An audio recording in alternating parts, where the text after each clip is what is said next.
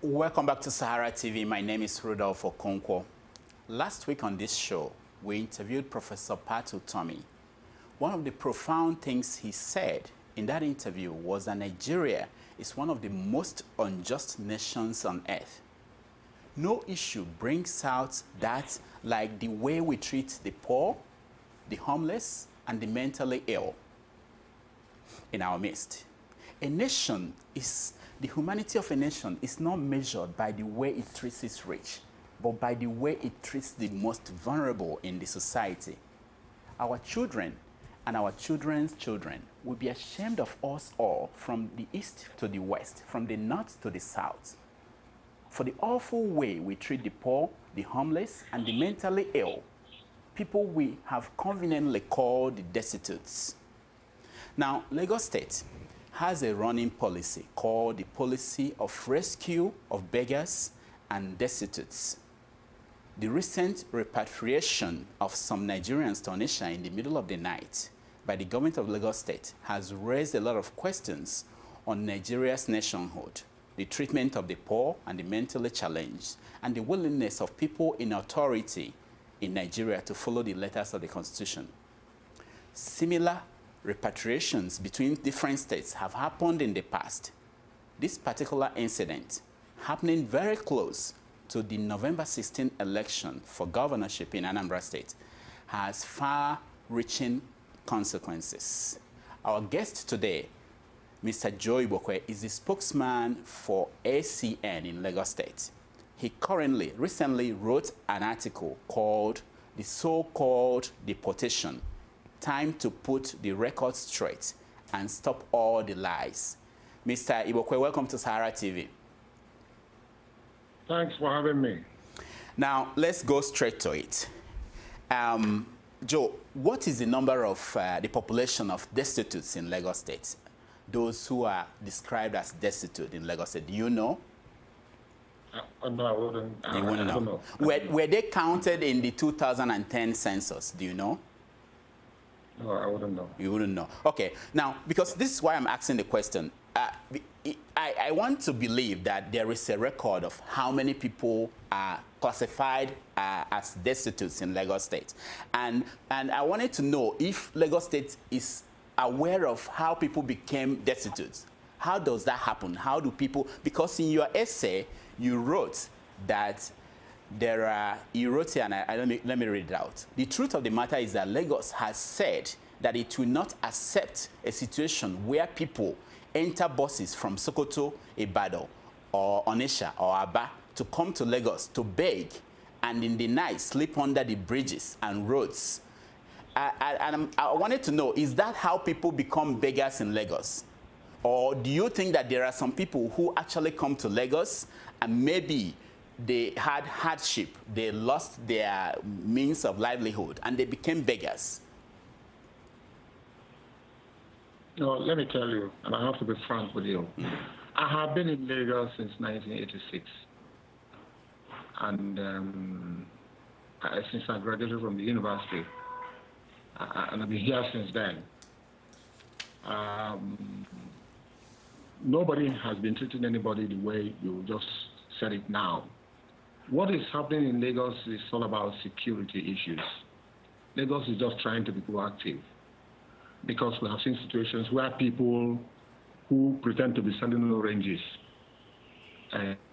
in Kano or any place in the north turned out to be a bomb thrower, or people who sell apples, or people who you can describe as miscreants, or people who just lie about in the street and pretend to be mad. Of course, you know the situation we're in, and that is what Lagos, is trying to do, to be proactive, hyperactive, active in matters of security. Because all the people, most of them that have been displaced, from the north, everybody's coming to Lagos. Lagos is the only city that is developed in Nigeria. Okay, Joe, I will let you speak here, but I want to get the kind of understanding of the process. So let me look at this. There are problems with people who Lagos people call destitutes, and Lagos State cannot handle it. Did Lagos State go to the federal government and say, okay, this is our problem. The federal ministry that is responsible for this kind of population What are you going to do to help Lagos? Well, you know, I'm not deeply into it. I'm just a spokesperson of our party, and because our party is, that's why I'm talking. That's why I'm talking. If you need to get the details, you know, you have to be speaking to the Ministry of Home Affairs in Lagos. You know, I'm just speaking as a party man. A party man. Okay. So, okay, wait, Joe. This is really very serious. I want to get to the heart of the matter. So there was no kind of a move by the National Assembly. I mean, people who represent Lagos at the National Assembly to say, we have this problem. There are a lot of people coming to Lagos and they are constituting problem for us. Help us. Do something for us. There is nothing like that happened. No, I'm not aware of that. Okay. So what happened that Lagos State decided that, okay, we have to take action. And what we are going to do is to pick these people up and put them in a treatment center, okay? And from there, who did they consult to know whether this is constitutional, whether they can do this without violating any kind of right of these individuals? You know, I'm just surprised that this thing is going viral. But there were correspondences between Lagos State government. Oh, I'm aware. I saw them. We'll get to that. I saw them. We are going to get to that. Saw the letters. Yeah, I saw that. Now the governor of Lagos State yesterday said that Ben, who is a commissioner, Ben Akubweze, was consulted in the decisions that Lagos State took. Now, you are from... He didn't say that. I was at that meeting. He didn't say that. Oh, but that's what I read in the paper today, that he said that there's no decision He said there's no decision that they take. Yes, I remember. Okay. Okay, so if he's there when they take decisions, I'm assuming that he was there when these decisions were taken, that this is how we are going to approach this problem.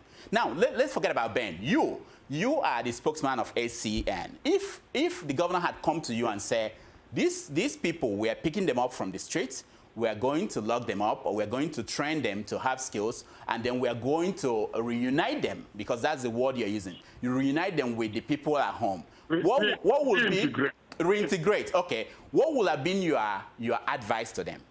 Will you have advised them to follow it the way they followed it? I was not there. I know you were not there. Rudolph, can you hear me? Okay. I just want to tell you that this is not the first time.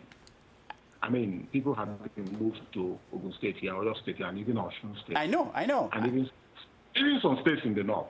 Even Anambra State had moved people too. I know that. Rudolph, can I make my point? Okay. I have a letter correspondence between Lagos and Akwa Ibom State. They wrote to us. I have that too.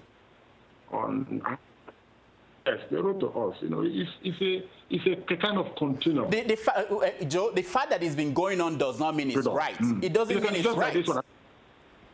Okay. It doesn't mean it's right. Okay. So go ahead.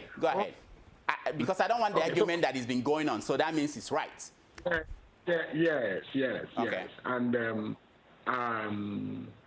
let me say that this thing has been going on, and you are saying that it's wrong. Oh, of course. Maybe as a party man, you know, I don't know that. I'm just looking at it. I'm just. Now, Joe, looking at the big picture, the relationship between the Igbo people and can I conclude? Can I conclude? Go ahead. I'm just looking at the relationship that has been going on between Southwest and Southeast over the years now, and having been in this government for 8 years, and I know the strength of my people here, and I know the disposition of the governor concerning my people. And I know the problems here. That's what I'm trying to bridge in the gap, because I don't want anything. I haven't known the government, and I know. Yeah, Joe, I understand. I understand. Create a kind of confusion between. I understand. Yes. I understand what you are trying to do, Joe. That is my take on this. I understand what you're saying. But Joe, let me find out from you. Do you understand the wider implication of what happened? Do you understand that people are feeling that if there are some people who are not good enough to be in Lagos State, that tomorrow it might be the mechanic. Today is just the people that are called the destitutes. Tomorrow it might be the mechanic. Tomorrow, oh, Joe, if tomorrow somebody picks you up and they don't know who you were and who you are and put you in detention, and after 2 years they say to you, Joe, do you want to go back home for reintegration with your family? And you've not been in touch with friends, family for 2 years. Will you not sign that you want to go home, Joe? Rudolph, this is election time, and people do all kinds of things. But there must be, like the governor said yesterday, there must be a red line where people must not cross. You see, in politics, people can play with people's lives, you know. I'm a humanist. It dates back to history. I personally, I for people, I don't know who.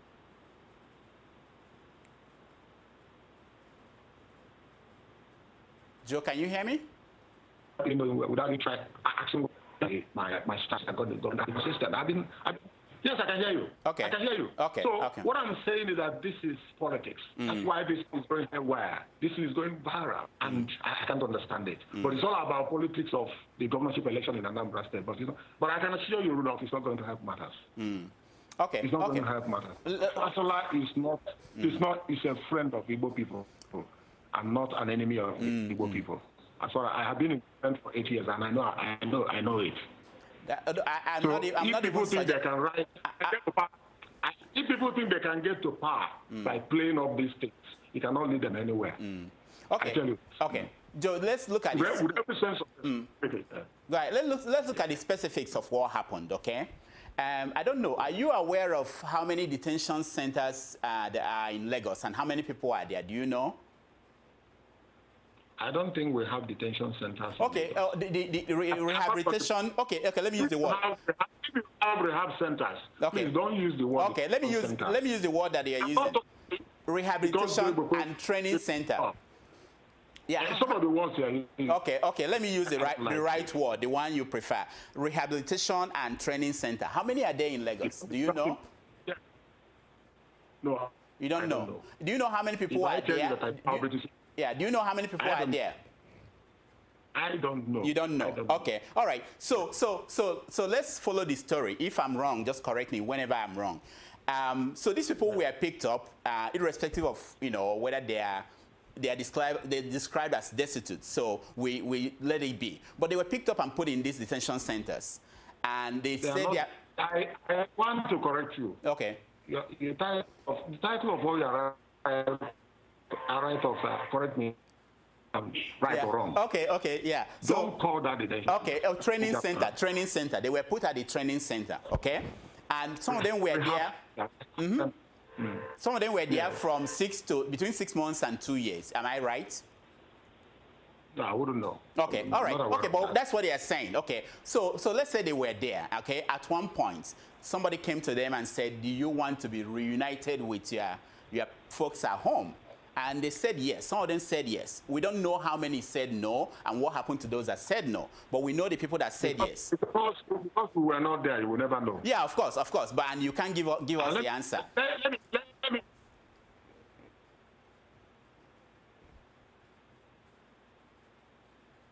Joe, we can't hear you.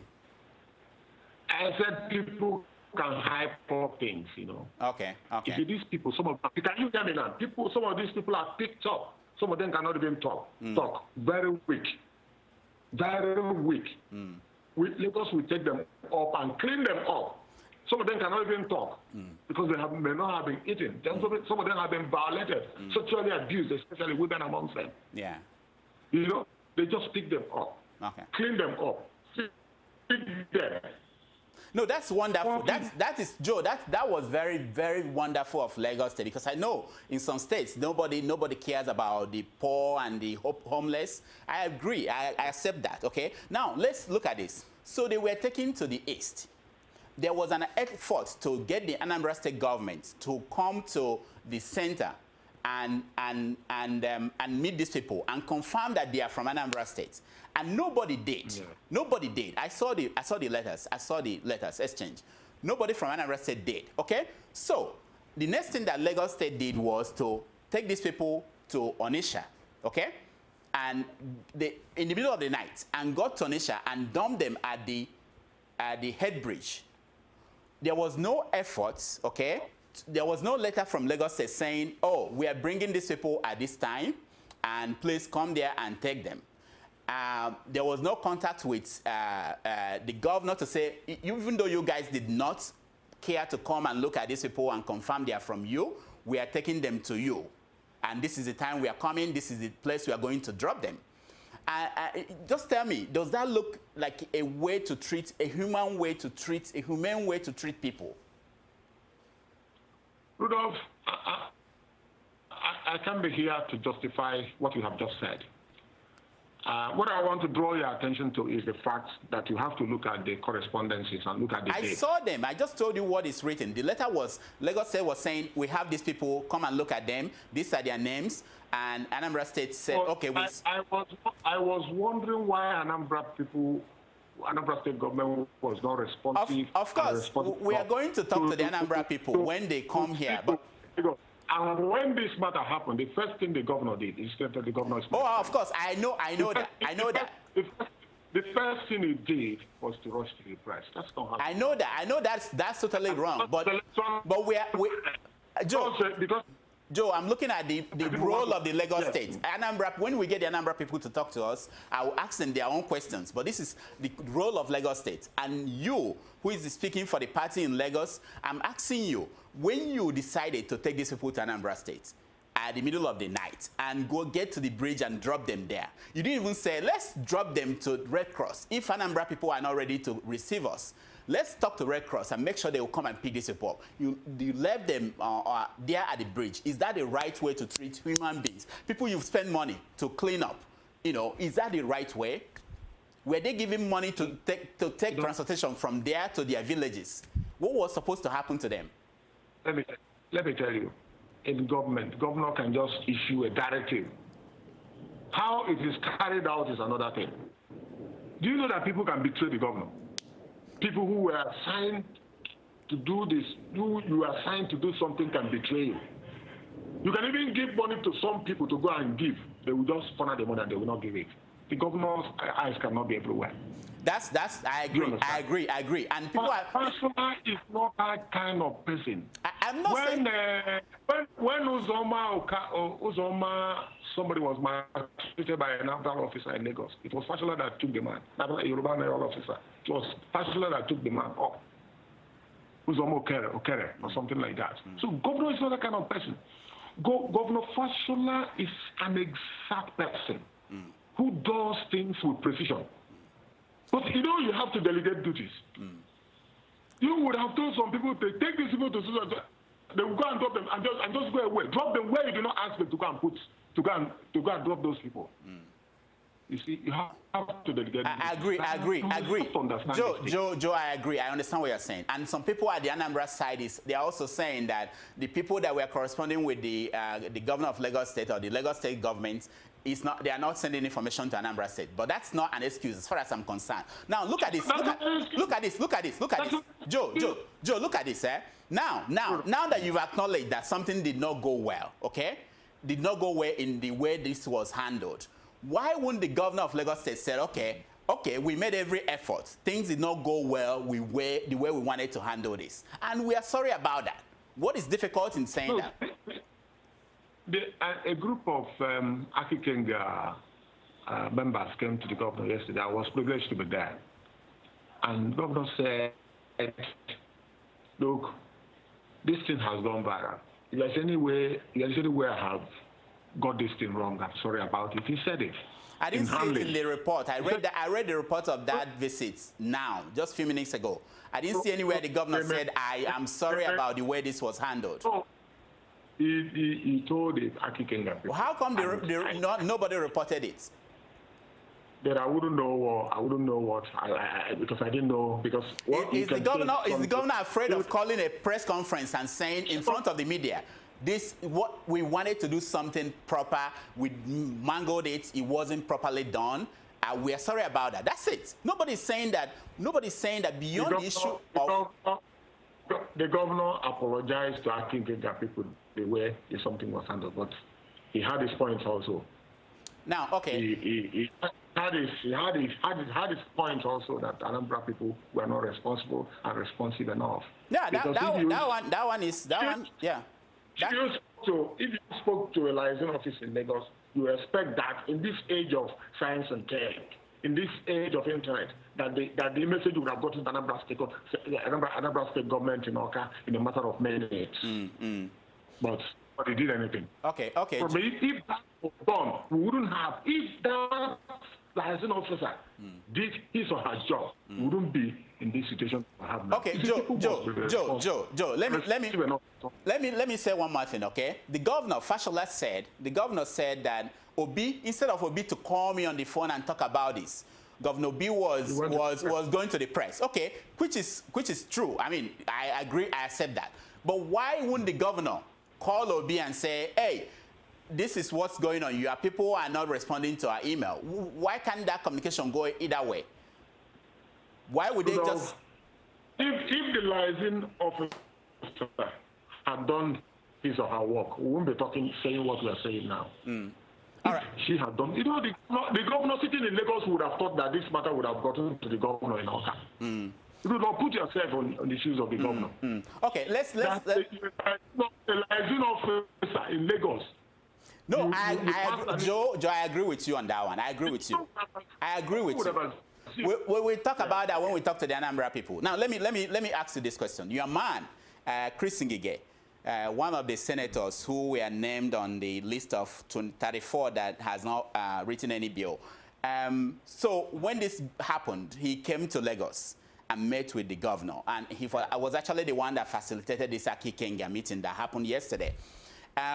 So when Lagos State was having problems communicating with Anambra people, why didn't they go to Chris Ngige? He's in your party. He's from Anambra State. He was the former governor of Anambra State. Why was no effort made to get to him and say, look, your people are not responding to us. Your people are not taking care of their people here. We are going to dump them on the Niger Bridge. Why?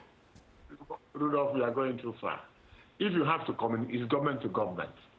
You see, we are saying all these things because somebody did not do his or her job. That's why we're in this trouble. Rudolph, I'm speaking as an Igbo person. I'm speaking as a citizen of Anambra State.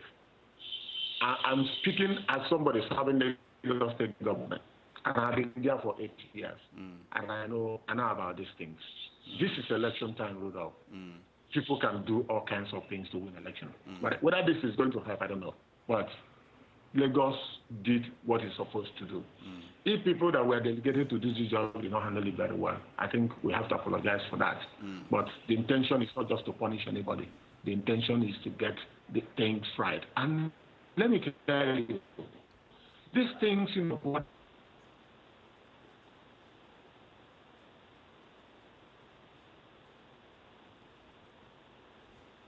for everybody.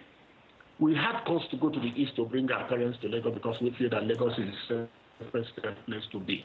You see, you can not make omelette now. Okay, Joe, we have just 2 minutes. Sometimes you have to take hard decisions. Hard decisions that will do them well. In the interest of everybody. Yeah. Okay, Joe, I was told that we have just a minute left. Let me ask you one last question, if you can help me. You wrote in your article that millions of Igbo people live in Lagos and they are critical stakeholders in the state and that they control all the markets. What is going on at Oladipo Market? Rudolph, let me tell you, I have been embarrassed severally about what is happening in our markets. Nearly all the markets in Lagos are endangered, with deep crisis. Crisis of leadership that people elected were elected to stay 4 years in office. They stay 4 years, 8 years, 12 years, and they don't want to go. You talk to them and they don't want to listen. You set up